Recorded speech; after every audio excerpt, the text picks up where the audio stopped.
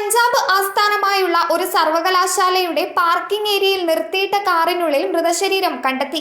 Social media ഇൻഫ്ലുവൻസറായ Kamal Kaur എന്ന യുവതിയുടേതാണ് മൃതശരീരമെന്ന് തിരിച്ചറിഞ്ഞു. വാഹനത്തിൽ നിന്ന് ദുർഗന്ധം വന്നതിനെ തുടർന്ന് പോലീസിൽ പരാതി പോകുകയും പരിശോധനയിൽ മൃതശരീരം കണ്ടെത്തുകയുമായിരുന്നു.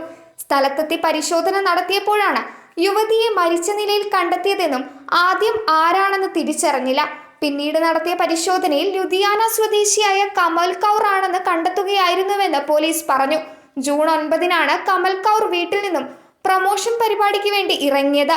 അതിനുശേഷം വീട്ടുകാരെ ബന്ധപ്പെടുകയുണ്ടായിട്ടില്ല. കമലിന്റെ ചില പോസ്റ്റുകൾ യാഥാസ്ഥിതിക നിലപാടുകാരിൽ നിന്ന് വലിയ എതിർപ്പുകൾക്ക് ഇടയാക്കിയിരുന്നു. ഇവർക്കു നേരെ വധഭീഷണി ഉണ്ടായിരുന്നുവെന്നും റിപ്പോർട്ടുകളുണ്ട്. 1 മാസം മുമ്പ് കമൽ കൗറിന് നേരെ വധഭീഷണി ലഭിച്ചിരുന്നതായും പോലീസ് പറയുന്നു. ഇൻസ്റ്റഗ്രാമിൽ 3 ലക്ഷത്തിലധികം ഫോളോവേഴ്സ് ഉള്ള ആളാണ് കമൽ കൗർ. സംഭവത്തിൽ അന്വേഷണം ആരംഭിച്ചിരിക്കുകയാണ്. News desk മലയാളാക്ഷരം.